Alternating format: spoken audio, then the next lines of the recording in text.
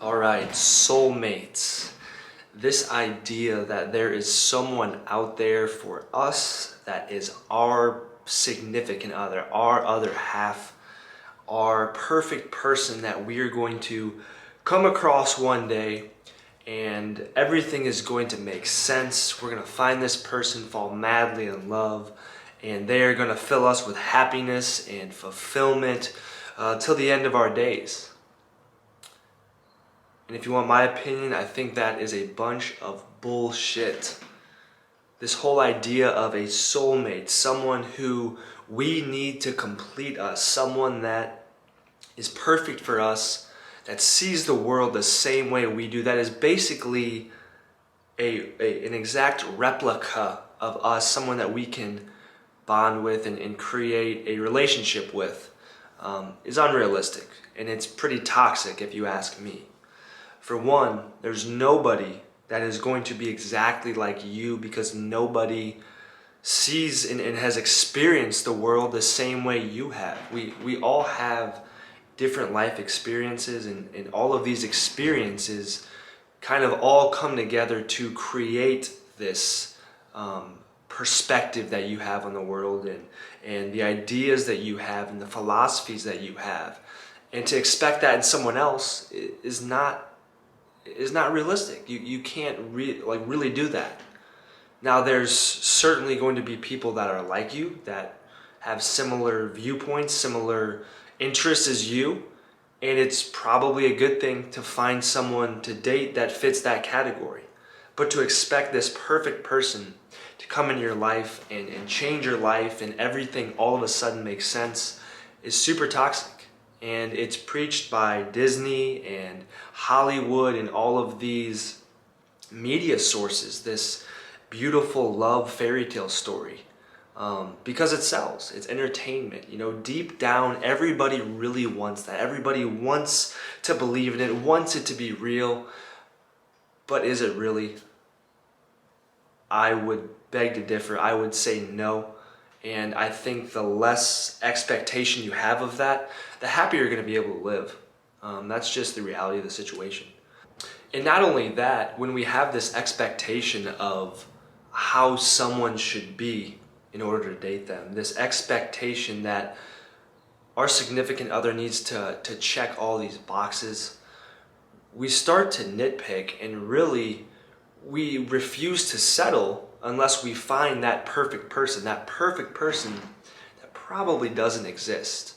Now, I'm not saying it's a bad thing to be picky. It's not a bad thing to know what you want, but to create an expectation, to have a standard that's way up here, and to not give anybody else a chance because they're not checking every box, I think you're going to find yourself in a very frustrating, recurring situation, and ultimately probably never find someone that allows you to be happy the way you want to be happy.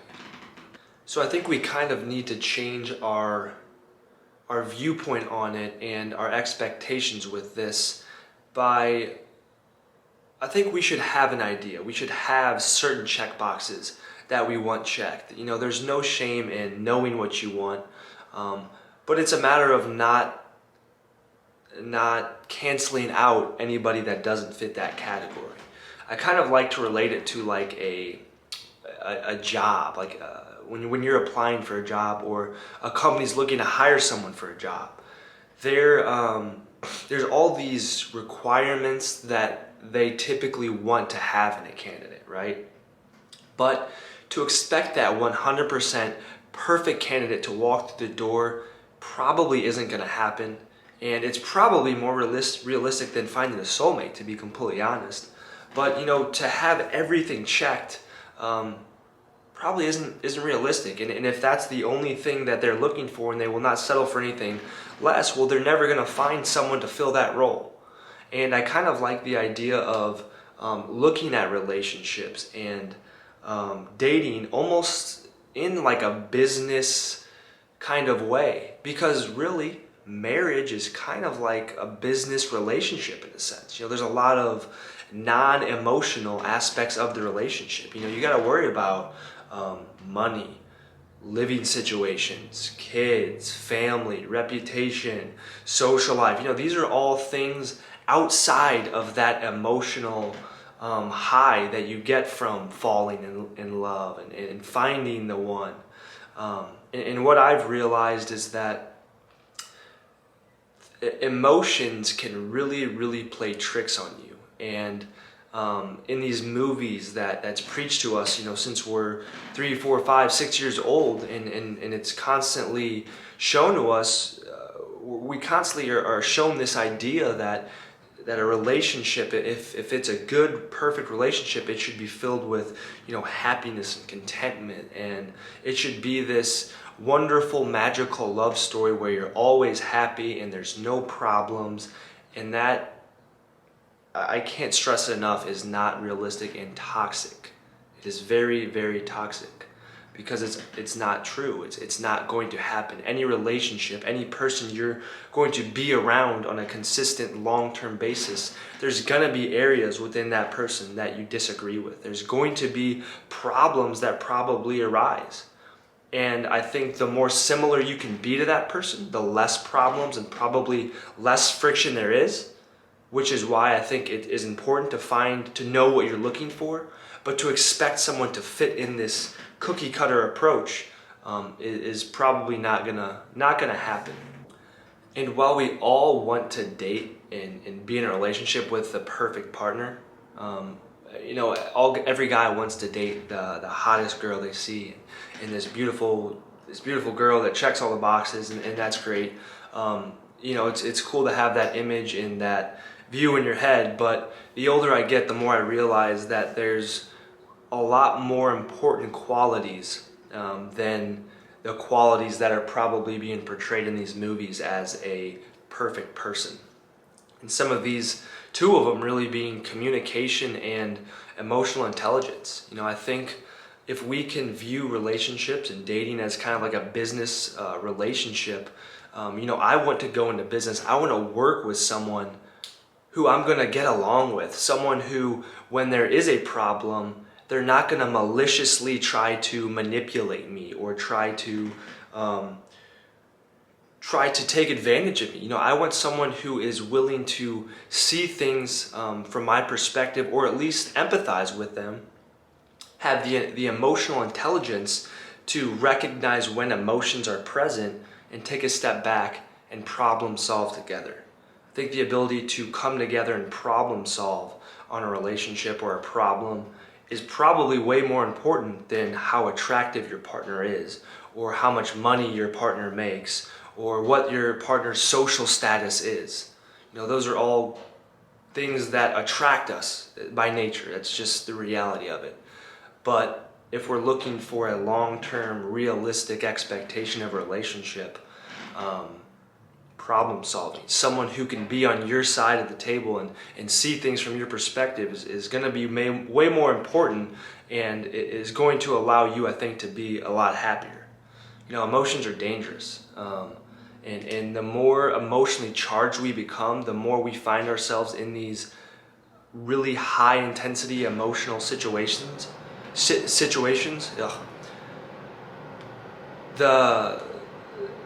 The more irrational we can find ourselves as acting.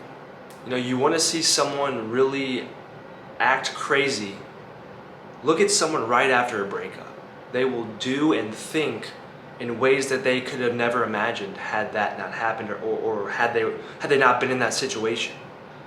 And I think emotional intelligence is a super, super, super important quality.